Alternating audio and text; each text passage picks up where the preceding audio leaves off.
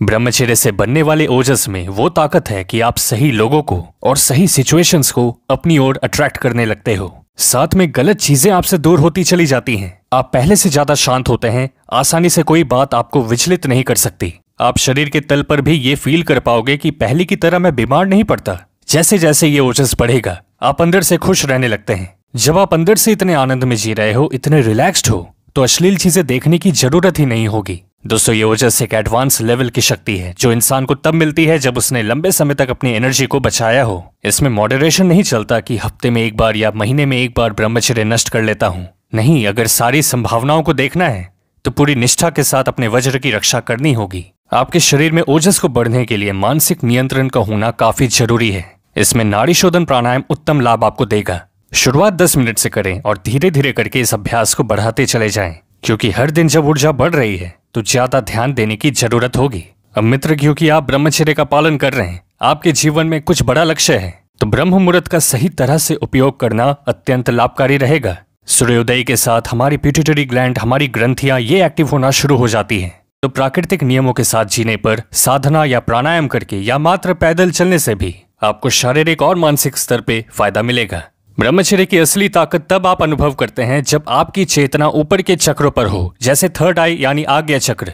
एक ध्यान का अभ्यास हमें ब्रह्म मुहूर्त में करना है जो आपके इसी आज्ञा चक्र को प्रभावित करेगा, जिससे पीनियल ग्लैंड का प्रयोग करके योगियों ने अपनी नींद को वश में कर लिया। उनकी बुद्धि सामान्य इंसानों से कई गुना ज्यादा विकसित हो पाई। तो आज्ञा चक्र को प्रभावित करने के लिए ब्रह्म मुहूर्त में सिद्धासन लगाकर बैठना है और अपनी उंगली से दोनों आईब्रोज के मिडिल में जहां टीका लगाते हैं, पूरी एकाग्रता के साथ वहां स्पर्श करके रखना है 25 से 30 सेकंड्स तक।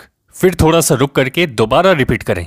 कुल मिलाकर 5 मिनट का यह अभ्यास होगा शुरुआती समय में, लेकिन बाद में जब आपका ध्यान अपने आप आज्ञा चक्र पर आ जाए तो बिना स्पर्श किए ध्यान लगाएं। एक इंटरेस्टिंग बात तो यह भी है कि अगर आप इस अभ्यास को करते रहें, आप हर दिन ध्यान लगा रहे हैं आज्ञा चक्र पर, तो आपको पता होगा आप तैयार होंगे अपने ध्यान को नीचे मूलाधार से हटा करके ऊपर के चक्रों पर ले जाने के लिए। इससे आगे बढ़ते हुए नकारात्मक भावनाएं जैसे लालच, क्रोध, निराशा कि मैं कमजोर हूं और ईर्ष्या, ये सब आपके ओजस को कम करते हैं। स्वामी विवेकानंद जी के अनुसार एक गंदा विचार आपके 7 दिन के ओजस को कम कर देता है। तो इन सब नेगेटिव चीजों से बचें। ये बात हम सबको और मोटिवेट करेगी ब्रह्मचर्य के लिए। Mister Olympia champion Ronnie Coleman से एक बार पूछा गया कि आप अपनी ट्रेनिंग सीजन में जो काम भोग से दूर रहते हैं उससे कुछ अंतर आता है या नहीं। तो रॉनी कोलमैन कहते हैं कि सच बताऊं तो बहुत बड़ा अंतर आता है। मैं अपने आप को जितना हो सके काम वासना से दूर रखता हूं। इसके बाद काफी जरूरी सवाल है आपसे मित्र, आज आपने इस बचाई हुई एनर्जी को किस काम में लगाया? जिम, वर्कआउट, पढ़ाई, किसी क्रिएटिव काम में या कुछ और? ये कमेंट में जरूर लिखें। हर दिन आप किसी चीज पर काम कर रहे हैं, मेहनत कर रहे हैं, ये एक अच्छे ब्रह्मचारी की पहचान है। हेल्थ और मोटिवेशन से रिलेटेड और भी जरूरी जानकारी आपको हमारे इंस्टा और टेलीग्राम पर मिलती रहेगी। दोस्त, नए साल के ब्रह्मचर्य चैलेंज में किन बातों का हमें ध्यान रखना है उसको लेकर एक बहुत जरूरी वीडियो का लिंक डिस्क्रिप्शन में है, आप वो जरूर से देखें। काफी कुछ सीखने को मिलेगा। खुद पे ध्यान दे, दुनिया आप पर ध्यान देगी। मिलते हैं आपसे अगली वीडियो में।